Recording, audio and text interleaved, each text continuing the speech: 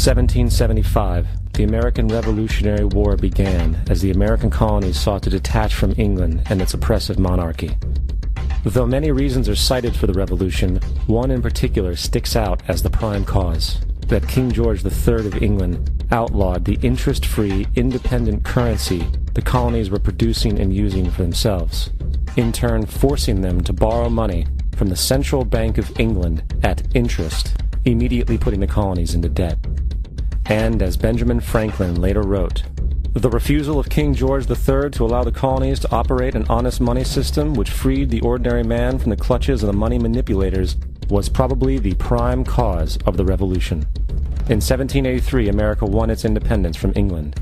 However, its battle against the central bank concept and the corrupt, greed-filled men associated with it had just begun. So what is a central bank? A central bank is an institution that produces the currency of an entire nation. Based on historical precedent, two specific powers are inherent in central banking practice: the control of interest rates and the control of the money supply, or inflation. The central bank does not simply supply a government's economy with money, it loans it to them at interest. Then, through the use of increasing and decreasing the supply of money, the central bank regulates the value of the currency being issued.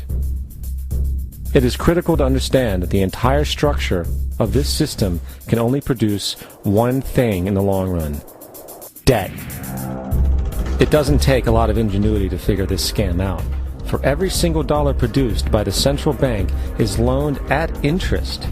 That means every single dollar produced is actually the dollar plus a certain percent of debt based on that dollar. And since the central bank has the monopoly over the production of the currency for the entire country, and they loan each dollar out with immediate debt attached to it, where does the money to pay for the debt come from? It can only come from the central bank again, which means the central bank has to perpetually increase its money supply to temporarily cover the outstanding debt created, which in turn, since that new money is loaned out at interest as well, creates even more debt. The end result of this system without fail is slavery, for it is impossible for the government and thus the public to ever come out of the self-generating debt. The founding fathers of this country were well aware of this.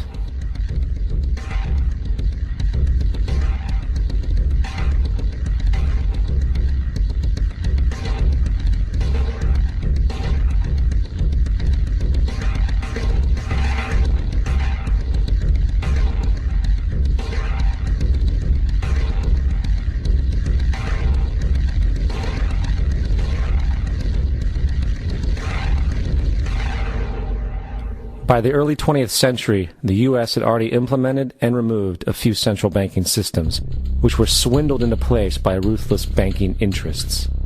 At this time, the dominant families in the banking and business world were the Rockefellers, the Morgans, the Warburgs, the Rothschilds. And in the early 1900s, they sought to push once again legislation to create another central bank.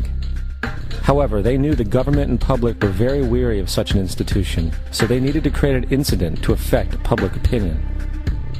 So, J.P. Morgan, publicly considered a financial luminary at the time, exploited his mass influence by publishing rumors that a prominent bank in New York was insolvent or bankrupt. Morgan knew this would cause mass hysteria, which would affect other banks as well. And it did. The public, in fear of losing their deposits, immediately began mass withdrawals. Consequently, the banks were forced to call in their loans, causing the recipients to sell their property, and thus a spiral of bankruptcies, repossessions, and turmoil emerged. Putting the pieces together a few years later, Frederick Allen of Life magazine wrote, "The Morgan interests took advantage to precipitate the panic, guiding it shrewdly as it progressed." Unaware of the fraud, the Panic of 1907 led to a congressional investigation headed by Senator Nelson Aldrich, who had intimate ties to the banking cartels and later became part of the Rockefeller family through marriage. The commission, led by Aldrich, recommended a central bank should be implemented so a panic like 1907 could never happen again. This was the spark the international bankers needed to initiate their plan. In 1910, a secret meeting was held at a J.P. Morgan estate on Jekyll Island off the coast of Georgia. It was there that the central banking bill called the Federal Reserve Act was written. This legislation was written by bankers, not lawmakers.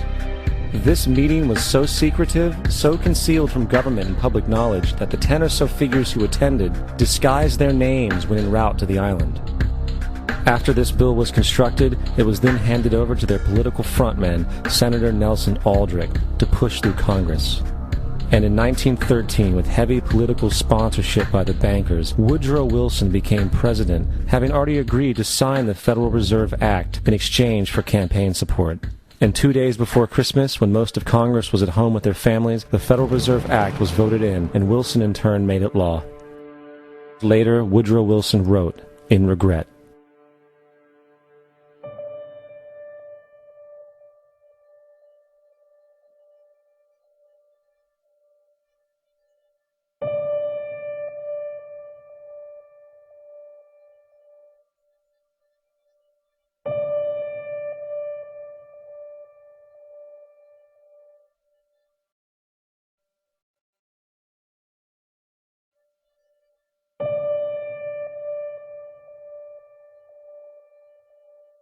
Congressman Lewis McFadden also expressed the truth after the passage of the bill.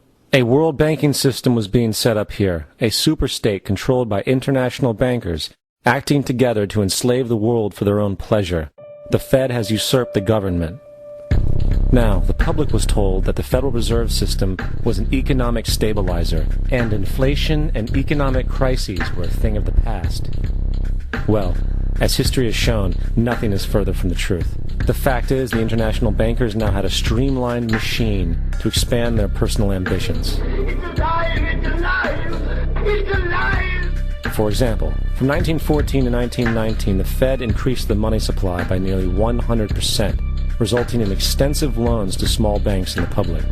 Then, in 1920, the Fed called in mass percentages of the outstanding money supply, thus resulting in the supporting banks having to call in huge numbers of loans, and, just like 1907, bank runs, bankruptcy, and collapse occurred. Over 5,400 competitive banks outside of the Federal Reserve System collapsed, further consolidating the monopoly of the small group of international bankers. Privy to this crime, Congressman Lindbergh stepped up and said in 1921, "Under the Federal Reserve Act, panics are scientifically created. The present panic is the first scientifically created one, worked out as we figure a mathematical equation." However, the panic of 1920 was just a warm-up. From 1921 to 1929, the Fed again increased the money supply, resulting once again in extensive loans to the public and banks. There was also a fairly new type of loan called a margin loan in the stock market. Very simply, the margin loan allowed an investor to put down only 10% of a stock's price, with the other 90% being loaned through the broker. In other words, a person could own $1,000 worth of stock with only $100 down. This method was very popular in the roaring 1920s, as everyone seemed to be making money in the market. However, there was a catch to this loan. It could be called in at any time and had to be paid within 24 hours. This is termed a margin call, and the typical result of a margin call is the selling of the stock purchased with the loan. So, a few months before October in 1929, J.D. Rockefeller, Bernard Baruch, and other insiders quietly exited the market, and on October 24, 1929, the New York financiers who furnished the margin loans started calling them in masse.